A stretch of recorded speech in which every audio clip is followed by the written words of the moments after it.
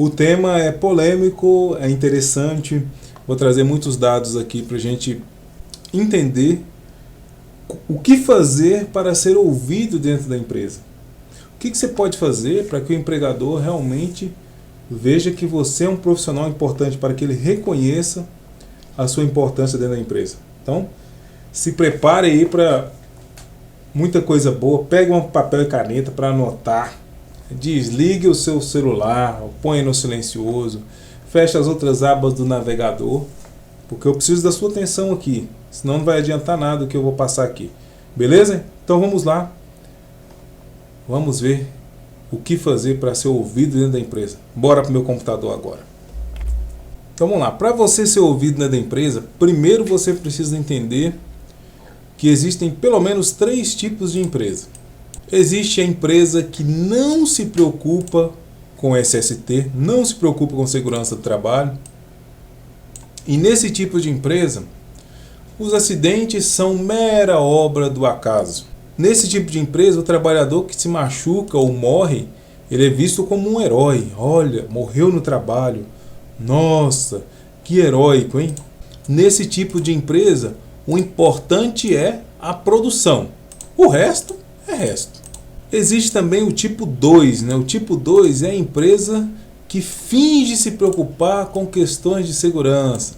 É aquela empresa que no máximo ali vai fornecer o EPI e nada mais. Isso é o máximo que ela pode fazer. Fornecer o EPI, dar alguns treinamentos básicos, etc, etc. E existe a empresa que realmente se preocupa com saúde e segurança. Nesse tipo de empresa, os acidentes de trabalho são vistos como falha de gestão. Aconteceu o acidente porque houve um erro na gestão, porque houve uma falha na gestão, e eles vão procurar entender o que aconteceu. Nesse tipo de empresa, se acidentar é vergonhoso. É uma vergonha. O trabalhador que se acidenta, ele se sente mal, porque a empresa investe em segurança, investe em conscientização, e ele não vê motivos para sofrer um acidente. Se acontecer um acidente, ele fica mal. Nesse tipo de empresa, a produção só vale a pena se não houver derramamento de sangue. Só vale a pena produzir se não ocorrerem acidentes de trabalho. A empresa que se preocupa realmente com o seu lado social. Então você percebe que da empresa 1 para a empresa 3 existe uma grande distância, não é verdade? E a pergunta é: o que fazer para ir para o grau 3? O que fazer para estar nesse estágio aqui número 3? Fundamental você entender que muitas vezes a empresa não nasce já no nível 3.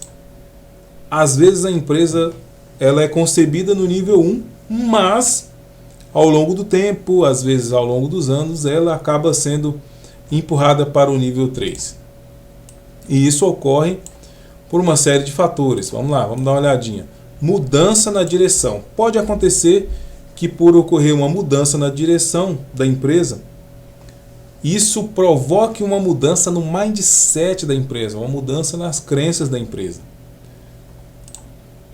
Pode ocorrer que a chegada de um novo gerente, um gerente que se preocupa mais com segurança, faça a empresa também se preocupar com segurança. Pode acontecer essa mudança por conta de um acidente grave. A empresa, algum trabalhador da empresa sofreu um acidente grave e aí a empresa acaba sendo empurrada, né, para trabalhar com mais segurança, porque ela percebe que aquele acidente arranhou a imagem da empresa. E também ocorre da empresa mudar de mindset, ou seja, mudar o seu modo de trabalhar a segurança do trabalho a partir do momento que ela percebe que está perdendo dinheiro. E nós aqui hoje vamos focar nossa apresentação justamente nessa parte, na parte de perder dinheiro. Então você vai entender aqui hoje como levar a sua empresa para o estágio 3, fazendo a empresa perceber as perdas financeiras que ela está tendo. Muitas vezes o profissional da área de segurança ele se pergunta: mas por que o cara da produção é escutado e eu não? Por que ele é ouvido e eu não? E isso pode acontecer por uma série de coisas. Por exemplo, o cara da produção, o empregador sabe o que ele faz no seu dia a dia. O empregador entende o que ele faz. O empregador vê valor no que ele faz. O empregador sabe o lucro que ele traz para a empresa. Ocorre que muitas vezes o profissional da área de segurança do trabalho, ele atua de forma totalmente diferente. Por quê? O empregador não sabe o que ele faz. O empregador não vê valor no que ele faz. O empregador não vê lucro no que o profissional da área de segurança faz. O empregador acaba vendo esse profissional de segurança apenas como um mensageiro da desgraça. Como assim, Nestor? Conta a lenda, né, a história medieval, que na época das guerras medievais, sempre que tinha uma guerra, no meio do soldado, no meio dos exércitos lá, né, do rei, tinha o mensageiro do rei. Então a guerra corria solta, faca para tudo enquanto é lado, espadada, cortando tudo quanto é jeito. E quando terminava a guerra, né, as guerras existiam para quê? Para que o rei expandisse o seu reinado. Então, o rei que conseguisse matar o exército inimigo, ele acabava ficando como se fosse um dono daquele país. Então, muitas vezes eles escravizavam a população, eles passavam a cobrar tributo da população daquele outro país. Então, meio que o exército perdedor, né, além dos soldados morrerem todos, os que não morreram, eles eram levados cativos, e a população ficava refém daquele exército que tinha ganhado a batalha. Então, ganhar a guerra era sinônimo de riqueza para o reinado do rei. Durante a guerra, a facada corria solta lá, e quando terminava a guerra, o mensageiro do rei montava em seu cavalo e ia até o rei. E ele chegava perante o rei e falava: Vossa honraria, Vossa majestade, vida longa ao rei. Aí o rei falava para ele: Pode falar, meu filho, o que aconteceu lá? Aí o mensageiro do rei falava: Olha, Vossa majestade, nós ganhamos a guerra. E quando ele falava isso, o rei ficava muito feliz. O rei dava ouro para esse mensageiro, dava prata. O mensageiro era festejado, ele era visto como a vitória em pessoa. Porém, em alguns casos, acontecia do exército do rei perder a batalha. E quando o rei perdia a batalha, lembra que eu disse que ele ganhava quando o exército dele ganhava? Pois é, quando o exército do rei perdia a batalha, o rei também perdia. Porque o rei agora, o reinado, ia ter que ser serviçal do rei que ganhou a batalha. E aí o mensageiro do rei também tinha que montar no seu cavalo para chegar lá: Vossa majestade, Vossa honraria, vida longa ao rei. E o rei falava para ele: Pode falar, meu filho, o que aconteceu? Ele falava: Vossa majestade, o negócio é o seguinte: nós perdemos a guerra. E quando o mensageiro do rei falava isso, em muitos casos, ele era degolado. Ele era morto.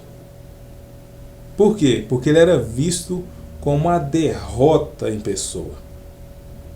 Ocorre que na área de saúde e segurança, muitas vezes o profissional da área de segurança é visto como uma derrota em pessoa. Ele só entra na sala do empregador para levar problemas. Ele só entra na sala do empregador para pedir dinheiro. Então, toda vez que o empregador escuta uma batida na sua porta, ele já pensa: Ixi, lá vem o problema ambulante. Quem é o problema ambulante? O técnico de segurança do trabalho ou o engenheiro de segurança do trabalho. O profissional da área de segurança inteligente, ele precisa entender que ele precisa agregar valor para a empresa. E é sobre isso que você vai aprender aqui hoje. Agregar valor. Só a partir daí é que você vai ser compreendido, é que você vai ser escutado, ouvido na sua empresa. A profissão de técnico de segurança do trabalho, ela foi regulamentada em 85. Antes disso, havia existido o inspetor em segurança do trabalho, o supervisor em segurança do trabalho. Estavam lá acontecendo muitos acidentes no Brasil, e aí o governo brasileiro precisava de dinheiro do exterior, ele pediu um empréstimo e o pessoal lá fora falou o seguinte: olha, Como é que nós vamos emprestar dinheiro para vocês? Vocês não cuidam nem dos seus trabalhadores. E para pedir um empréstimo para o exterior, dentre outras ações que o Brasil teve que fazer, ele teve que passar a investir em segurança do trabalho. E aí surgiu inspetor em segurança. Quando esse cara chegou na empresa, o empregador não sabia o que fazer com ele. E agora, o que eu faço com esse inspetor em segurança aqui na minha empresa? Quando a profissão de técnico de segurança foi regulamentada em 85, juntamente com o engenheiro de segurança, ainda assim, o empregador não sabia o que faz com o técnico de segurança. Hoje ainda, o empregador não sabe o que faz. Às vezes ele contrata o técnico de segurança por uma obrigação legal, estritamente por isso, para cumprir uma obrigação legal. Mas ele não sabe o que faz com aquele cara. E se você, depois de contratado, só passa a levar problema, pior ainda. Então, primeira lição que eu quero passar para você hoje. Determine um escopo de trabalho. Tenha planejamento. No site de segurança do trabalho, NWN, se você acessar lá, acessa aí na sua internet, segurança do trabalho, NWN. E depois, quando você acessar o site, você coloca lá, checklist de atividade do SESMIT. Checklist de atividade do SESMIT. Ou checklist de atividade do técnico de segurança. Você vai chegar no checklist onde você vai ter todas as atividades diárias, mensais, semanais e anuais. Qual que é o objetivo? Você tem que ter isso descrito. É inconcebível o técnico de segurança chegar numa empresa e não saber o que ele vai fazer ao longo do dia. Ele tem que ter um plano de trabalho. É claro, ao longo do dia pode ocorrer novas prioridades? Claro, mas ele precisa ter pelo menos o caminho inicial. Não seja um mensageiro da desgraça. Esse dia eu estava lendo um livro onde contava a história de um garoto do tempo norte-americano. E ele era um garoto do tempo, ele passou a ser hostilizado onde ele ia. Ele ia no supermercado, o pessoal xingava ele. Ele ia no açougue, o pessoal xingava ele. Ele ia nas festas. Quando as pessoas reconheciam o garoto do tempo, elas começavam a xingar ele. E ele começou a ficar deprimido. Procurou auxílio médico, psicológico. E sabe por que as pessoas xingavam ele? Porque as pessoas falavam para ele mais ou menos assim: cara, some daqui da minha festa, você só traz notícia ruim. Toda vez que você aparece no tempo, você fala que vai ter um tufão aqui, você fala que vai ter uma tempestade de granizo, etc, etc.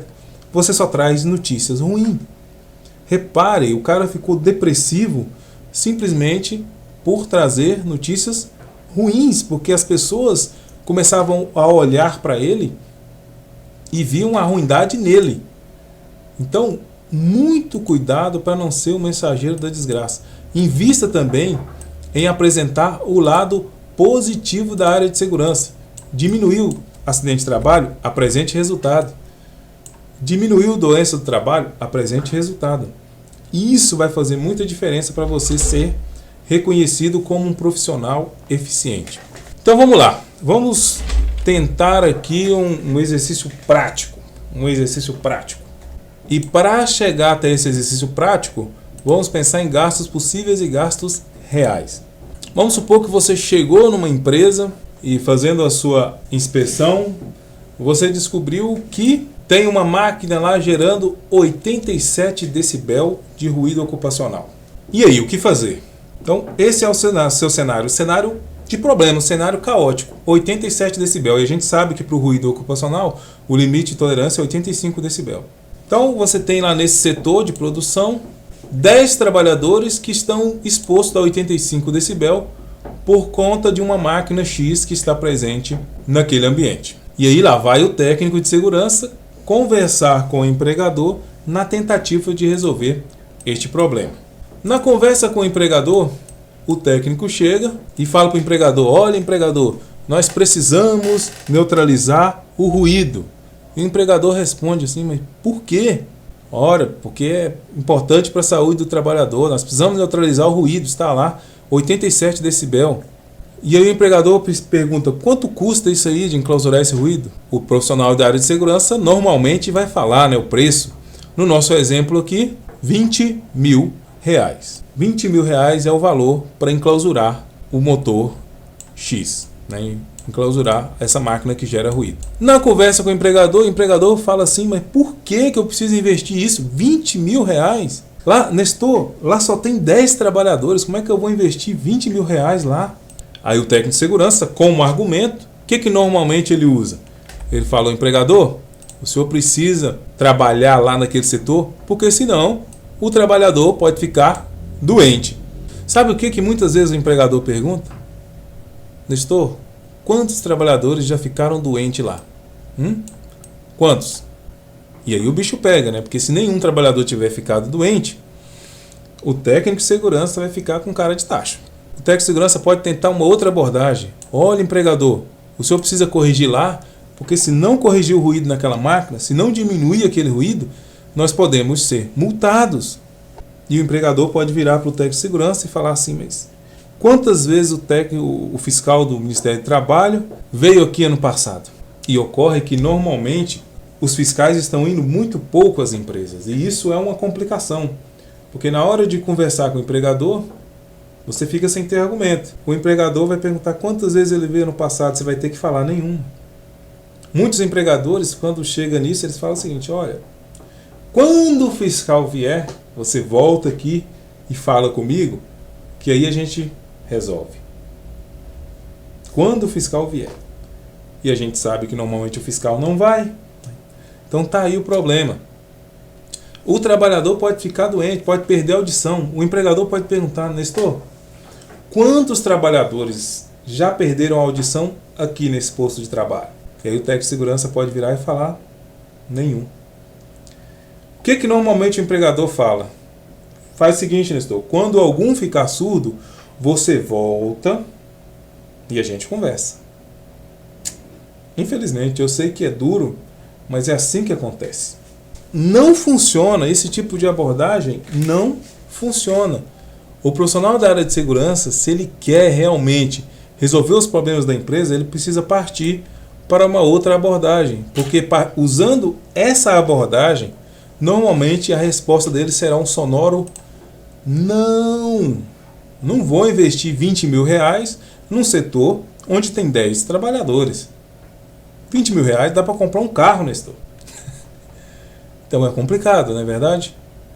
Então, Nestor, o que fazer em um cenário como esse? Partir para a precificação, colocar preço nas coisas. E eu posso, para fazer essa precificação, muitas vezes usar ferramentas caseiras. Por exemplo, vamos supor que a empresa cobre lá os 20 mil reais para fazer um enclausuramento. Mas desses 20 mil reais, vamos pensar que 14 mil reais seja só a mão de obra. Ora, será que eu não consigo comprar esses equipamentos, comprar esses materiais, para que a própria mão de obra da empresa faça o enclausuramento, o próprio setor de manutenção da empresa faça o enclausuramento da máquina? Muitas vezes o profissional da área de segurança ele não cogita isso, ele só pensa em comprar, comprar, comprar e comprar. Mas o profissional inteligente, que está fazendo uma gestão realmente de segurança e que entende o papel dele dentro da empresa, ele sempre pensa nisso. O que eu posso fazer para diminuir os custos? O que eu posso fazer para utilizar mão de obra caseira e evitar gastança de dinheiro desnecessária? Então vamos lá, levantando os custos. Como nós vimos, nós temos 10 trabalhadores naquele ambiente. Ora, se o ruído ocupacional ultrapassou o limite de tolerância, isso me indica que todos os trabalhadores daquele setor terão direito ao adicional de insalubridade. Uau! Se eles vão ter direito ao adicional de insalubridade, eu preciso levantar esses custos, não é verdade? Então, qual o custo a empresa está tendo por ter lá um motor X, uma máquina X, que está gerando 87 decibel de ruído? Qual o custo a empresa está tendo por isso? Insalubridade, R$200 por trabalhador. Se a gente for pensar, a insalubridade para o ruído ocupacional é 20%. Pensando que cada trabalhador ganhe R$1.000 por mês, né? E aqui por que eu estou usando R$1.000? Estou arredondando para ficar mais fácil o cálculo. Pensando que cada trabalhador ganha R$1.000 por mês, eles terão direito a R$200 por mês cada um de adicional de insalubridade. E se eu estou falando que naquele setor tem 10 trabalhadores, o cálculo é simples. 200 vezes 10. Isso me dá a bagatela de R$2.000 por mês. É o que o empregador vai gastar com adicional de insalubridade naquele setor. Beleza?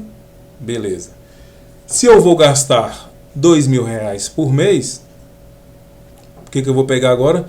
Pegar esses R$2.000, multiplicar por 12, que são os meses do ano, e eu vou ter o gasto anual, só com insalubridade. Ou seja, só com insalubridade, nesse caso, a empresa gasta R$24.000 por ano. A coisa começou a ficar interessante, não é verdade? R$24.000 por ano.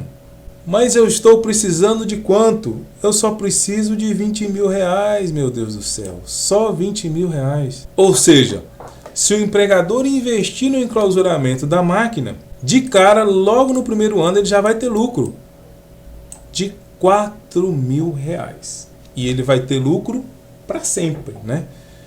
Que ele vai deixar de pagar R$20.000 por mês. Repare aí o que nós fizemos aqui. Utilizamos argumentos financeiros. Argumentos financeiros. As empresas normalmente, né, todas as empresas, elas trabalham com retorno de investimento. E o que é retorno de investimento? É um prazo lá que a empresa tem para obter de retorno naquilo que ela investiu. Então a empresa investiu dinheiro, ela sempre pensa: em quanto tempo eu vou conseguir obter retorno?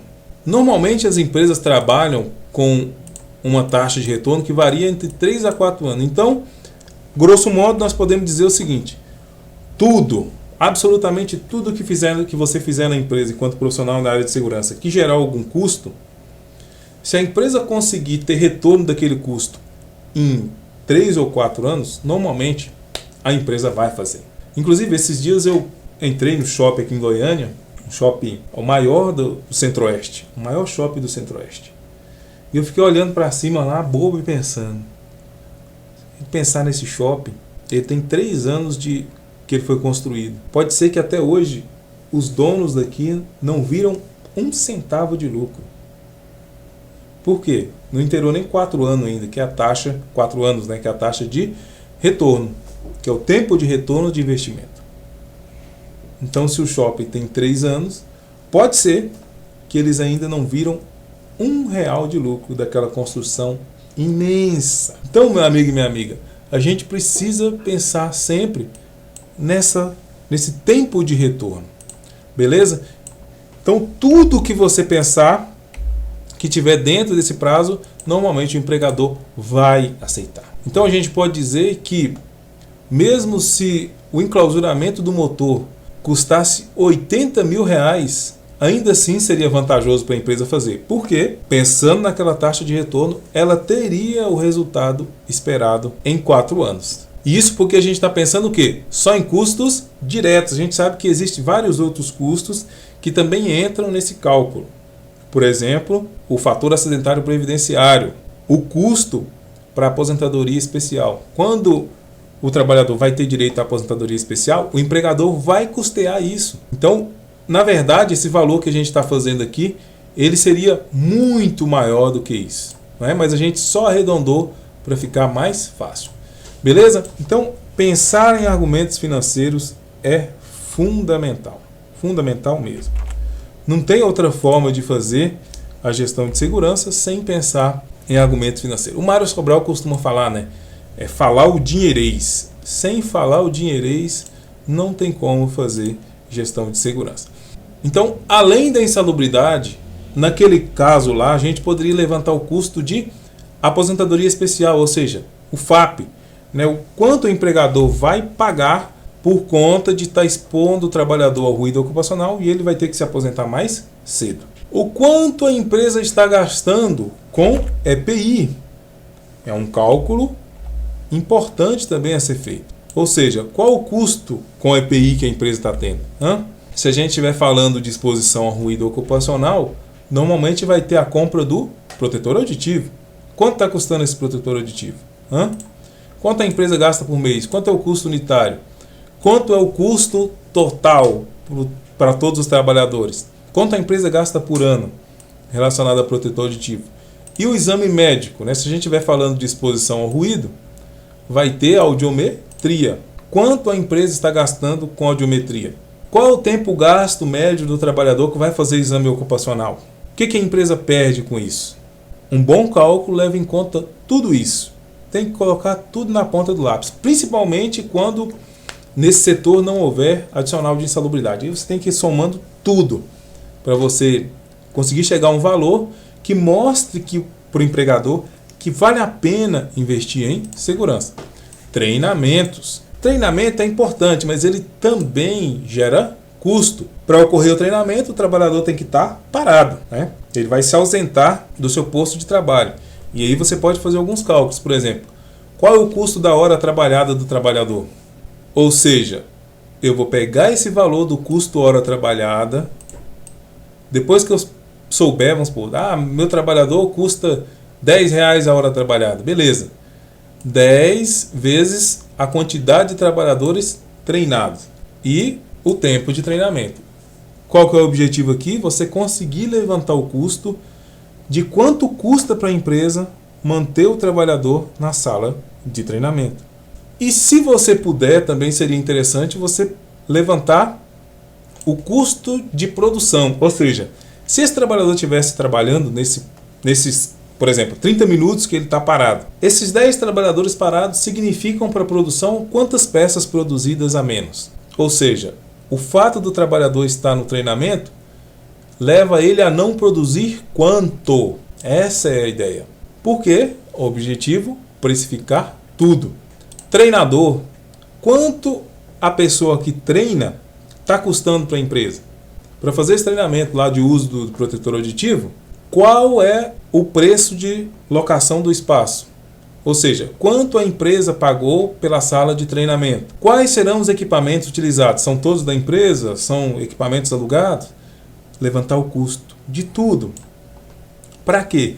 Para no final você ter uma tabela enorme, exaustiva, de tudo que custa para a empresa aquele treinamento, ok? Então qual que é o objetivo final disso aqui?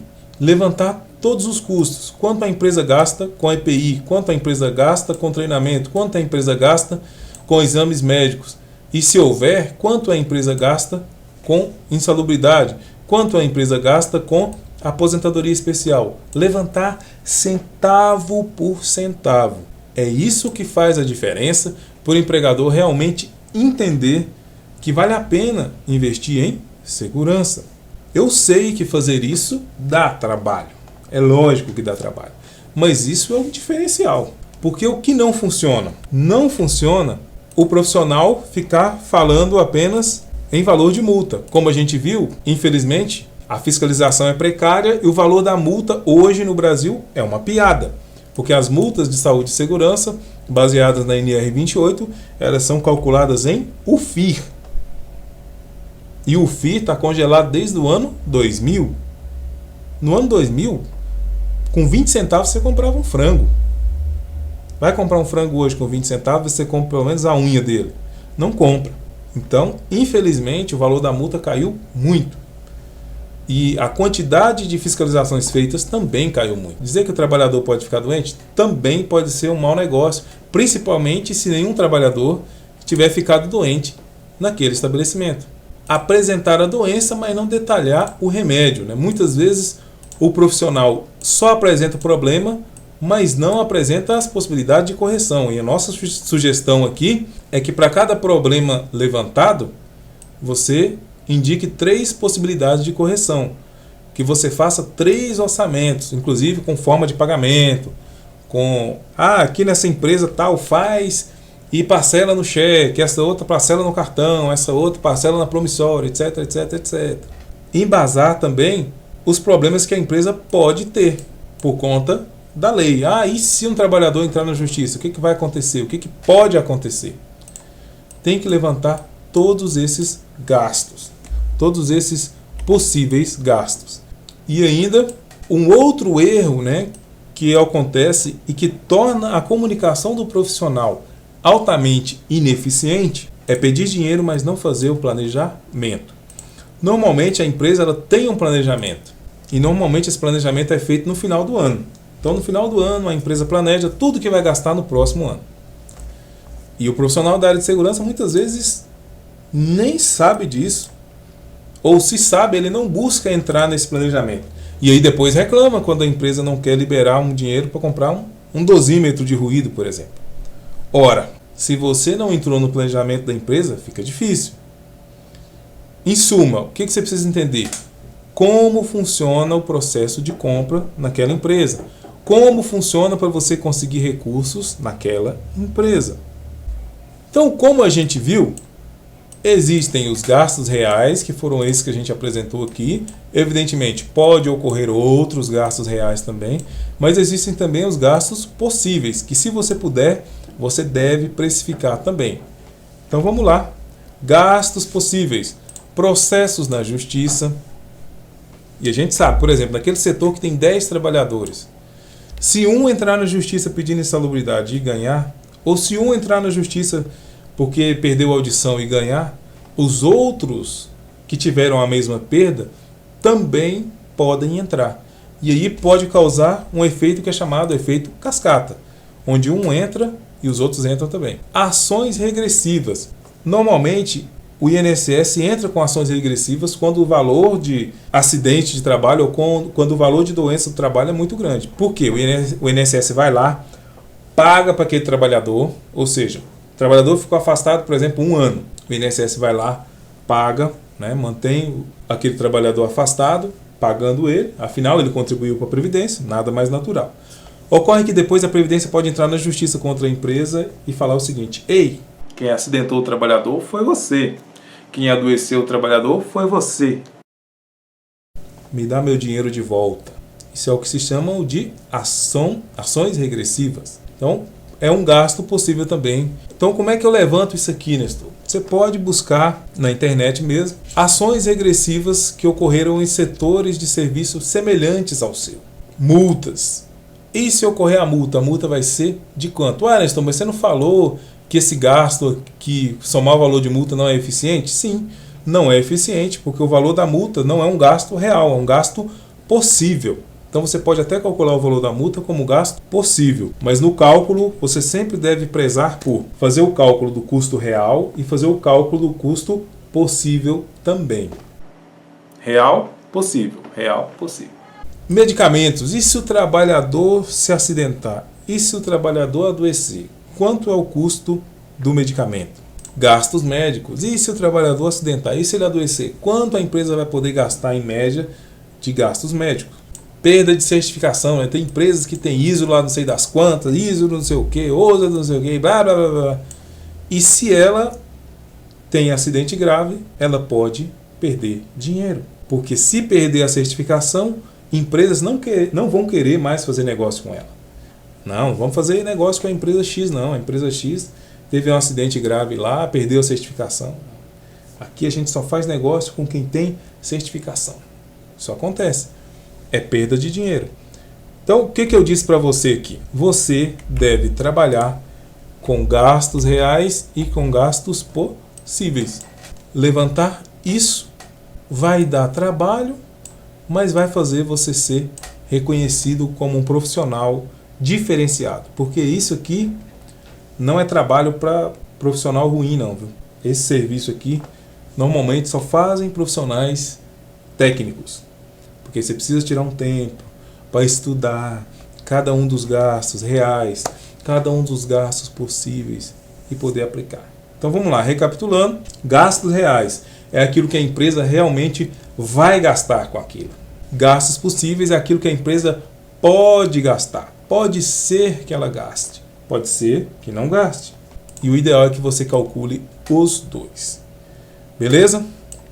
Então, concluindo. Cadê a segurança do trabalho no estudo? Ô meu filho, segurança do trabalho não é poesia, é engenharia, é comportamento, são ações práticas. Não se faz saúde e segurança só pensando em treinamento, como a maioria dos profissionais pensa que faz. A maioria dos profissionais da área de segurança, infelizmente, eles pensam que fazer segurança do trabalho é entregar EPI e fazer treinamento. Entregar EPI e fazer treinamento. Poxa, nada poderia estar mais errado. Fazer segurança do trabalho envolve custo, envolve engenharia, envolve comportamento, envolve uma série de coisas. Empresa não é filantropia. O empregador ele não abre uma empresa para, eu vou abrir a empresa para cuidar da população. Não. Ele abre a empresa para dar lucro. Tanto é que, se ele abrir uma empresa e se a empresa não der lucro, vai fechar. Por melhor que seja a empresa, vai fechar. Então a empresa tem que cuidar das questões de saúde e segurança? Claro que tem. Mas isso tem que estar dentro do orçamento dela. Isso tem que ser um investimento que vai trazer retorno, porque senão o empregador não vai investir. O bom profissional da área de segurança é aquele que entende isso. É aquele que, como o Mário Sobral fala, né? O bom profissional da área de segurança é aquele que sabe falar o dinheirês. Se você quer ser um bom profissional da área de segurança, entenda o dinheirês. Saiba fazer cálculos. Saiba mostrar o quanto a empresa vai perder por não estar investindo em saúde e segurança. Enfim, se você quer resultados como profissional da área de segurança, essa é a melhor forma de você conseguir. Mostrando para o empregador de forma prática que investir em saúde e segurança dá resultado para a empresa. É muito diferente, né, do que a maioria dos profissionais de saúde e segurança tem feito normalmente. Mas é o que vai trazer resultado. A pergunta é: você quer resultado ou você quer continuar reclamando da vida? Se você quer resultado, meu filho, arregace as mangas e põe a mão na massa. Eu sei que no começo vai ser difícil, mas aos poucos você pega o jeito. E se você quiser se manter na área de segurança e ser bem visto como profissional de segurança, eu lamento informar, essa é a única forma. A única forma de fazer você ser ouvido dentro da empresa é quando você entende a empresa, entende o seu papel dentro da empresa, entende o seu custo dentro da empresa e entende o seu lucro dentro da empresa. Eu desejo de coração que essa apresentação te ajude a fazer um trabalho diferenciado dentro da empresa. Porque aí o empregador vai ver e vai falar: nossa, esse técnico de segurança ou esse engenheiro de segurança, ele é bom mesmo, hein? Porque o outro que entrou aqui não fazia nada disso. Ele só ficava relatando os acidentes e doenças que aconteceu. Eu só fazia isso. Ele só entrava na minha sala para pedir dinheiro, mas não trazia nenhum cálculo, não me mostrava o quanto eu poderia ganhar investindo em segurança. Já esse aí que entrou, ele é totalmente diferente. Esse é o cara. O profissional bom, meu amigo e minha amiga, normalmente ele é procurado. Passe a fazer isso. Você vai ser procurado pelas empresas e não vai ficar aí desempregado, sem saber o que fazer no dia de amanhã. Enfim, eu gostaria de convidar você a acessar o meu site de Segurança do Trabalho NWN.